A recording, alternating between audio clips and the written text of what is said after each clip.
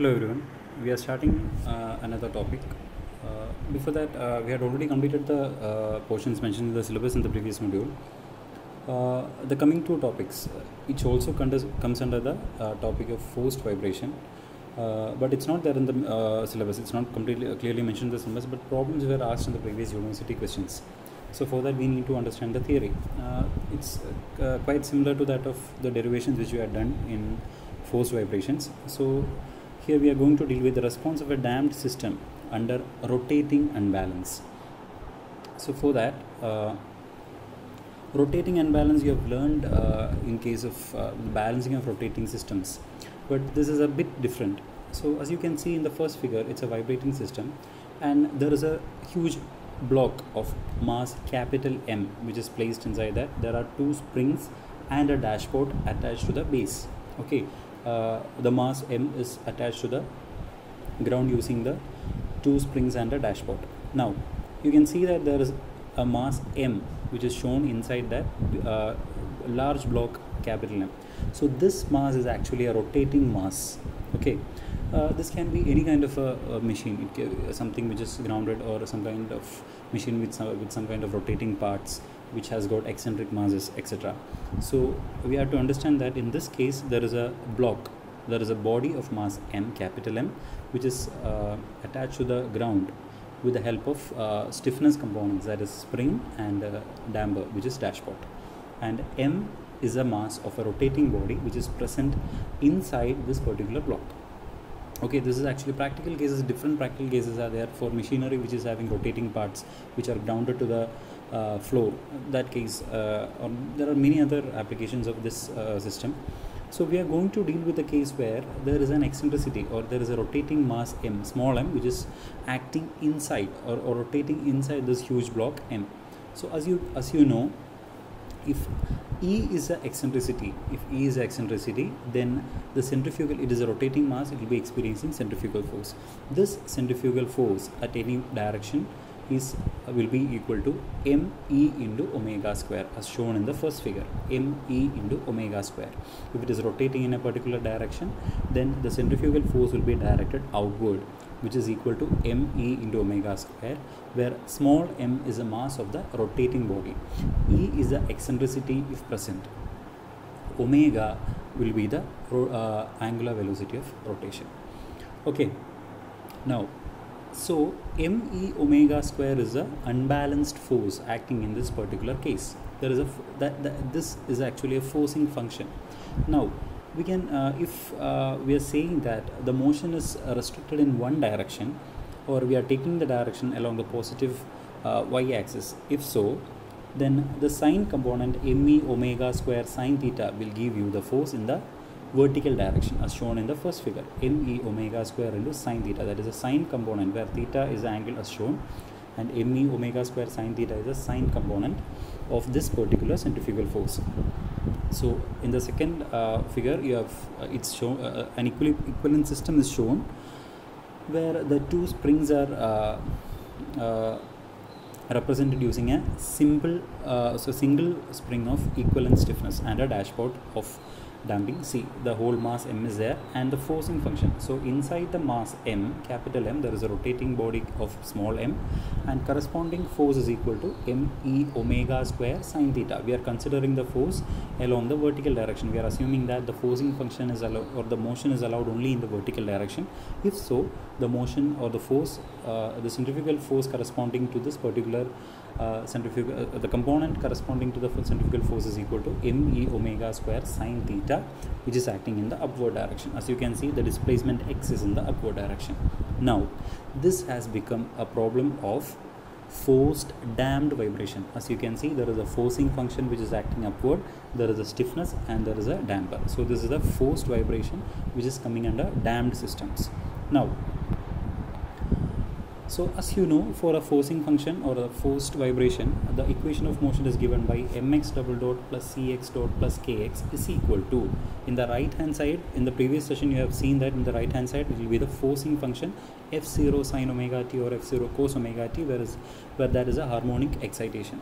But in this case, instead of that f0 sine omega t component, we have got me omega square sine omega t. As you have seen, me omega square sine theta is a force component. Theta can be written as omega into t.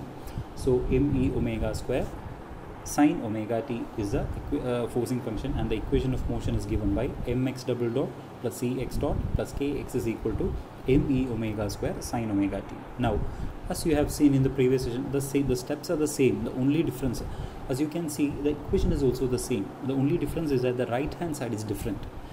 Earlier you had f0 sine omega t, and now you have got, instead of f0, you have got me omega square. That's the only difference between the previous case and this case. Okay, this is actually a special case of forced vibration. That's all. So as you know, the steady state solution is equal to xp, which is equal to me omega square by root of k minus m omega square the whole square plus e omega square into sine omega t minus phi, where phi represents a phase angle.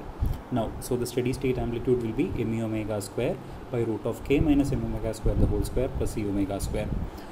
Now, dividing the numerator and denominator by k, we have me omega square by k, and in the denominator also we are dividing it by k. So k by k becomes 1. Next, m omega square by k, which is m omega square by k, which means that m by k, you know that k root of k by m is equal to omega n. So k by m will be omega n square. So m by k will be 1 by omega n square. So that term in the denominator, the second term k minus m omega square, m omega square when divided by k will become omega by omega n the whole square, because k by m is equal to omega n square. Similarly, c omega the whole square when divided by k will give you 2 epsilon omega by omega n, which we had seen in the previous slide how it has come. In the previous session we have already discussed this derivation. The only difference between the previous derivation and this derivation is that the numerator is different. Everything else is the same. Now, numerator, I am manipulating the numerator a little bit. Me omega square by k, I am dividing and multiplying and dividing the term with capital M, which is the mass of the block. I am dividing and multiplying the numerator term with capital M, which becomes me into omega square by m divided by k by m. Okay, and so as you can see, it when rearranged, it can be written as me divided by capital M and omega square divided by k. K is actually the stiffness of the spring, and m is the mass of the body. So that will also give you omega n. So omega by omega n the whole square. Now, so x by, I am taking the me by m towards the left side. X by me by m is equal to omega by omega n the whole square divided by root of 1 by omega n the whole square plus 2 epsilon omega by omega n the whole square.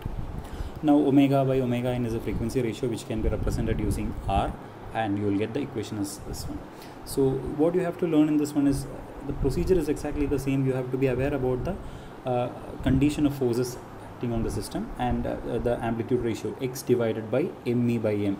The response of the system is also similar to that what we have learned in the force vibration with the harmonic forcing function. The only difference is that we have got an additional term here, that's all. So the response is also similar, because omega by omega n, when omega becomes equal to omega n, the terms will vary. That's the only difference. So the response and everything is same as that we have seen. You have to learn the equation so that you will be able to do the problems. Okay, mainly problems will be asked from these points. The only difference is that the forcing function is different. Everything else is the same. Okay, you are manipulating the equations a little bit to arrive into a desirable solution. That's all. So that is the case of rotating and balance. Next one is a response of a damped system under base excitation. Base excitation is a case where until now we were discussing about situations where a vibrating system is grounded on a support and there is some kind of a forcing function. But in this case we are going to discuss the cases where the base itself is oscillating. Okay, the base itself is oscillating, and corresponding to that what will be the equation of motion. So that is shown on the figure. A mass m is there, k is the stiffness of the spring, c is a damping coefficient, and the base is oscillating, that is y. Displacement of base is given as y plus y, which is also a harmonic function, y sine omega t, and the mass is also correspondingly moving. at a distance, sorry, with a displacement plus x. Now considering the free body diagram of that particular mass, you get as you can see, since the displacement of the mass is in the positive x direction, the acceleration is also in the positive x direction, which is given by plus x double dot. Now as you can see, the stiffness k is actually the difference of the distances y and x. So you can see that the base is moving at a distance y, okay, and the m mass is moving at a distance x, and the relative the stiffness k or the spring force will be k into x minus y. X minus y is the distance or the effective distance between these two motions. So k into x minus y gives you the spring force. Similarly, c into x dot minus y dot will give you the damping force. Okay, so as you can see, in addition to the motion of the mass, there is an additional motion of the base which is given by y. So the relative distance or the relative motion should be considered while considering the spring force and the damping force. So k into x minus y will give you the spring force, and c into x dot minus y dot will give you the damping force. So as you can see, mx double dot plus c into x dot minus y dot plus k into x minus y is equal to 0. Rearranging that, mx double dot, taking things inside and outside and rearranging the equation, you will get this way. Now putting for y equal to y sin omega t, as we said, the base is excited and the motion of the base is also harmonic, which is equal to y equal to small y equal to capital Y sin omega t, where y is the maximum amplitude, capital Y is the maximum amplitude. So putting y is equal to capital Y sin omega t, we get mx double dot plus cx dot plus kx is equal to ky sin omega t plus c omega y cos omega t. Okay, by substituting for y dot and y, you will get this equation. Now putting k is equal to a, hereafter we are going to give a few substitutions such that the RHS becomes a kind of a forcing function, as we have seen in the previous sections. The LHS is the same, mx double dot plus cx dot plus kx is the same, but the RHS should be an equivalent forcing function. So we have to make needed sufficient arrangements. For that, we are giving certain substitutions. K is equal to a sin alpha and c equal to a cos alpha. We are substituting the values for k and c omega, such that, and when we when square and add the terms, you'll get a equal to root of k square plus c omega square. Now substituting these two values and simplifying, you will get mx double dot plus cx plus kx is equal to ay sin omega t plus alpha. Okay, now the equation of motion will be mx double dot plus cx dot plus kx is equal to ay sin omega t plus alpha, which is similar to the equation of motion of a forced vibration system. So f0, instead of f0 sin omega t, you have ay sin omega t plus alpha here. Now as we have discussed, the steady state solution is equal to ay divided by root of k minus m omega square the whole square plus c omega square sin omega t minus 5 plus alpha, and steady state amplitude will be given by ay divided by exactly the same step. Only difference is that the numerator is different, denominator is the same, there is no change in the denominator. So x divided by taking y to the left side, a divided by the whole term, and we have derived that in the top, a is equal to root of k square plus c omega square. Substitute that value here. So this will also give you x divided by y. X here corresponds to the amplitude of vibration of the mass m, and y here corresponds to the amplitude of vibration of the base. So the relative ratio is given. X by y is actually the relative ratio of the vibration of or the motion of the mass as well as that of the base. So that is given as this in this equation. This is also required for doing problems. Such questions might be asked, and just understand the concept. There is no need to by heart the whole thing, because the steps are exactly the same. The only difference is that the numerator is different. Every concept is the same. The only the forcing function keeps changing. The equation is the same, the solution is the same, but the forcing function is different. That's the only difference between these three cases. Okay. So actually these two are not mentioned in the syllabus, but the questions are asked during were asked during the previous university examinations. So we are concluding that as of now. So the next part, moving on to the next part. Until now, we were discussing about longitudinal vibrations. Longitudinal vibrations means the force will be applied in a particular direction, and the motion will be also in that direction. Okay. that is, or the force is acting in the axis of the vibrating system. If a spring mass system is there, the force is acting along the axis of the vibrating system. Hereafter we are going to deal with the situations where the force is acting in a direction perpendicular to the axis of the vibrating system.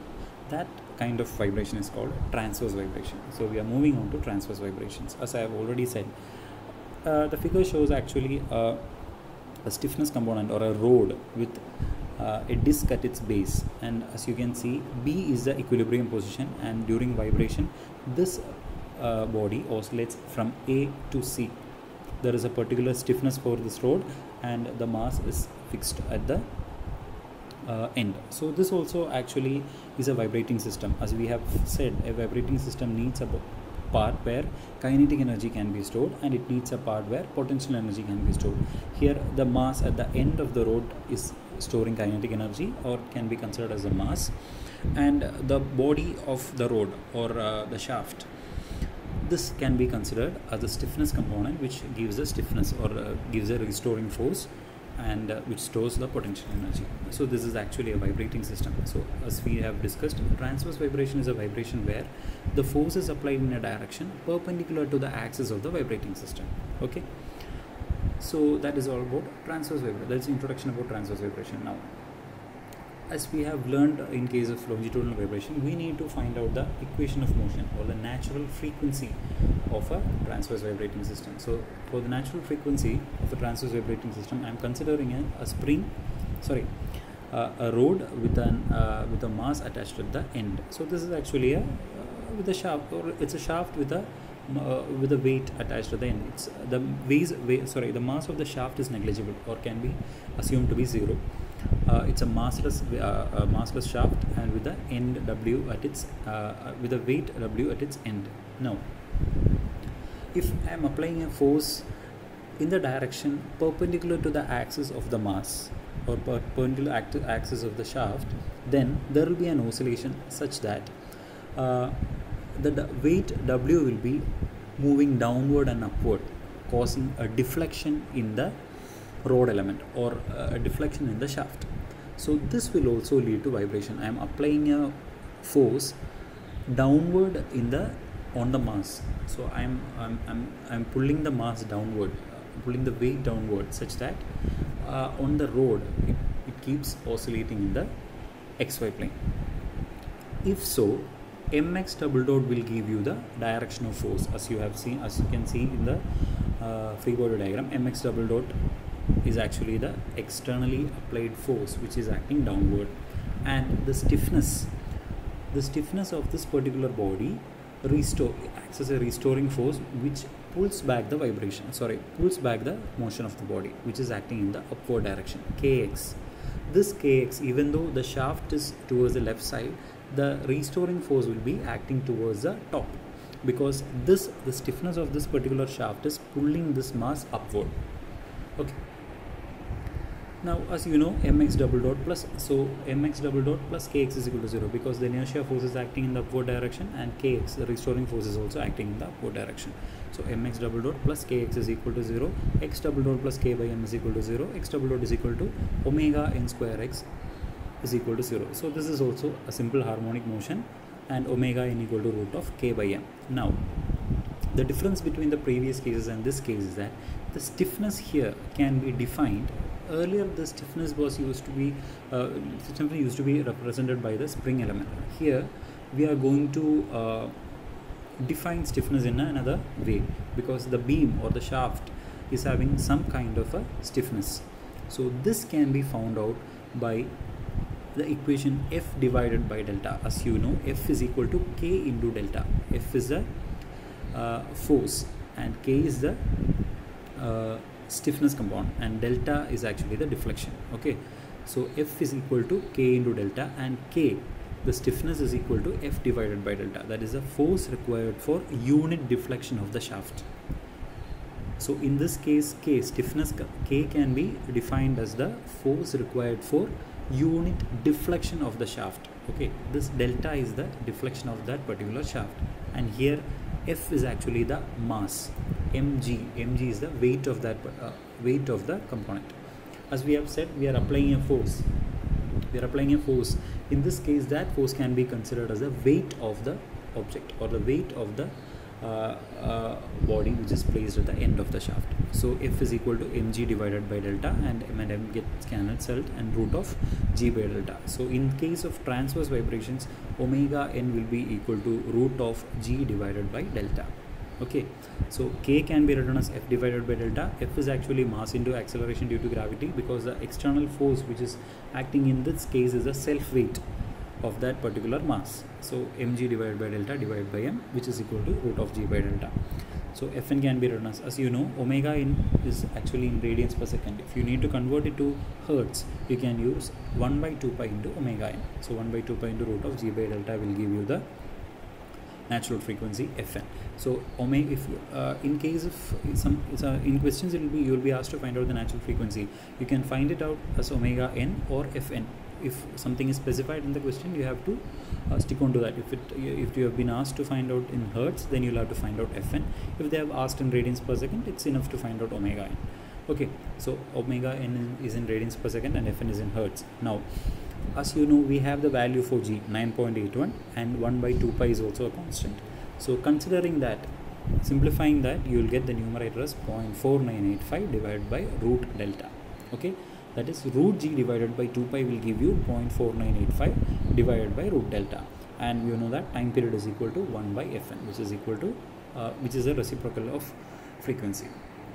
So as you have seen, in case of a in case of a transverse vibration, this is also similar to that of longitudinal vibration. Okay, the equation is similar to that of longitudinal vibration, and we are arriving, it's also omega n is equal to root of k by m, and we are arriving at a different equation, root of g by delta, by giving certain substitutions, because here the bending of the shaft or the bending of the rod is actually a desirable, which is actually something which is an after effect of vibration. So that is the case of transverse vibration.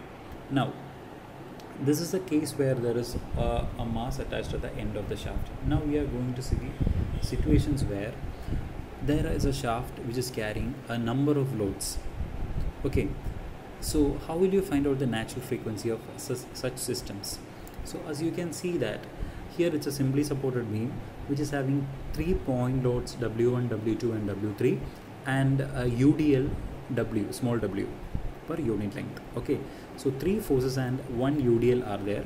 This is a simply supported beam of span L. Now, how do you find out the natural frequency of such systems? This natural frequency of a system or a beam with a number of point loads and a UDL can be found out using Dungerley's equation. This formula is known as Dungerley's equation. So the equation states that 1 by Fn square, there is a derivation for this equation, you can refer that in textbooks, but as of now we are only moving with the formula. 1 by Fn square is equal to 1 by Fn1 square plus 1 by Fn2 square plus 1 by Fn3 square plus etc. 1 by Fn square.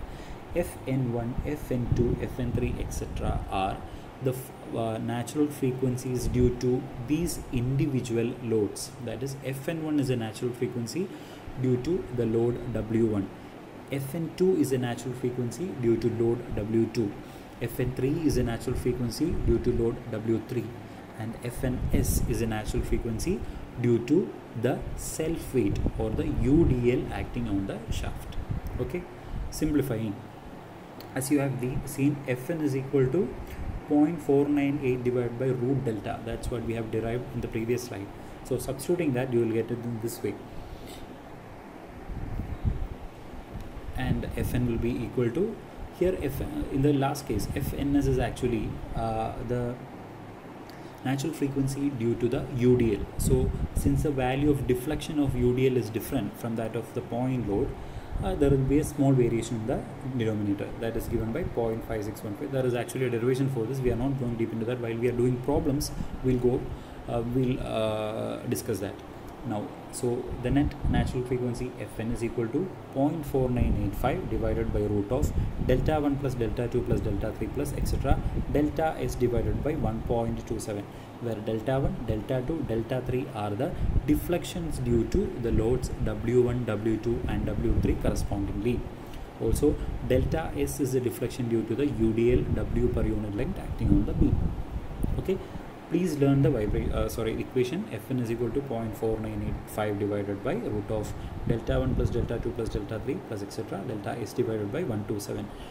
Delta 1, 2 and 3 represents the deflections due to the point load W1, W2 and W3, while delta s represents the deflection due to the UDL. So we'll discuss more about this when we are doing the problems. So that's all about transverse vibrations. Next is the most important topic. It's called whirling of shaft or critical speed of shafts. So here you can see it's a shaft between two bearings. So at the end you can see the bearings, and there is a shaft and there is a rotor on the shaft. This rotor may be a gear or a flywheel or a pulley or whatever it may be. It's a part of a machinery, and there is a shaft. This shaft is attached at the both ends, connected at the both ends with two bearings, and there is a rotor on the shaft. G, as you can see, is the center of gravity or center of mass of the rotor. As you can see, the center of mass is not coinciding with the axis of the shaft.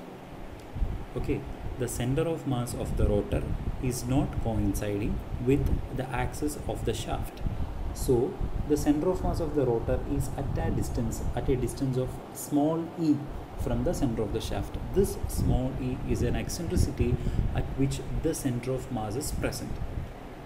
Okay, which means that when this pulley or this rotor is kept on the shaft will sag a little bit, such that the distance between the axis and the center of mass will be e.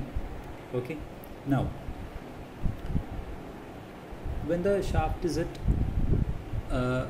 rest, this is the figure when the shaft is at rest. As you can see, the rotor has got a center of mass G which is below the axis of the shaft. Now when the shaft starts rotating, the distance between the axis of rotation and the center of mass starts increasing because of the centrifugal force, which is shown in this figure. Okay, E was the initial eccentricity when the shaft was at rest. Now the shaft has started to rotate with an angular velocity omega. In this case, the center of mass is deviating further from the center towards the downward direction. Okay, as you can see, in addition to the eccentricity E, there is an excess displacement Y to which the center of mass is deflected. So when the shaft is rotating, due to this eccentricity, there will be a centrifugal force m e omega squared, and due to this centrifugal force, the mass will be moving outward. Further, there will be a displacement y, and at equilibrium, when the shaft is rotating, when it is in full rotation, the distance of the center of mass from the center of or the axis of the shaft will be y plus e. Okay, the initial axis of rotation, the distance between the axis of rotation and the center of mass will be y plus e. Now this is what we have distance. Now the centrifugal force at the when the mass is rotating, the centrifugal force acting Fc radially in the outward direction is given by m into omega square into y plus e, because that is the distance from the center of mass to the axis of rotation. So the centrifugal force experienced by the shaft is equal to Fc is equal to m into y plus e into omega square. Now as we have said, the shaft itself has got certain stiffness. This stiffness is provides a restoring force, which is given by k into y, where y is the deflection of the shaft. Okay, y is the deflection of the shaft due to the rotation. E is the initial eccentricity of the mass from the axis of the shaft.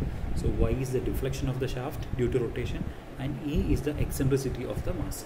So the total distance of the center of mass from the axis of the shaft is equal to y plus E. Now, as you know, this Fc, or the centrifugal force m into y plus e into omega square, should be balanced by the restoring force ky. Now we'll analyze it more. So for equilibrium of the shaft, m into y plus e into omega square should be equal to k into y, because the Fc is actually the unbalanced force. It's a dynamic unbalanced force which we are applying due to the rotation, and this force should be balanced by the stiffness of the shaft, which is equal to ky, so as to maintain equilibrium.